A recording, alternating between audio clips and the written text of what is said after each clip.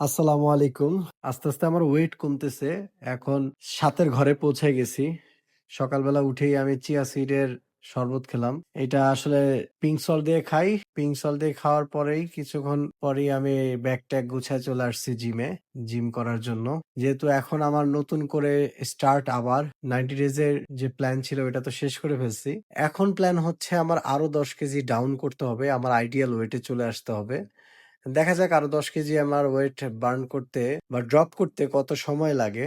যার কারণে এখন জিমের হেল্প নিতেছি। আর স্বাভাবিক ব্যাপার শুধুমাত্র ওয়েট লস করার হলে খাবার কন্ট্রোল করে আপনি ওয়েট লস করতে পারবেন। কিন্তু আসলে যদি একটু জিম বা হার্ড ওয়ার্কিং বা পরিশ্রম না করা হয় তাহলে আসলে মাসল গুলো সেইরকম ভাবে একটু সুন্দরভাবে গঠন বডির এটা পসিবল না।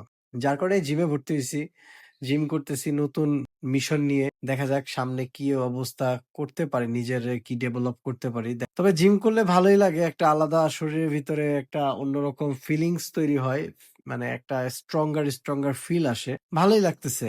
সকালবেলা আমি রেগুলার যে খাবার খাই সেটাই ব্রেকফাস্ট হিসেবে নিয়েছি। কিন্তু দুপুরবেলা আমার আবার চিট মিল নিছি। আমার ওয়াইফকে নিয়ে একটু রেস্টুরেন্টে একটু খাওয়া-দাওয়া করছি। কারণ অনেক তো ডায়েট করলাম। একটু নিজেকেও রিল্যাক্স দিতে হবে। তারপর একটা পেয়ারা খেয়েছি বিকালবেলা। রাতের জন্য মুরগির মাংস আমি নিজেই রান্না করতেছি। বাই দ্য ওয়ে আমি আমার সব খাবারই নিজেই প্রিপেয়ার করার চেষ্টা করি। মাঝে, মাঝে আম্মু বা আমার ওয়াইফ ওনারা হেল্প করে।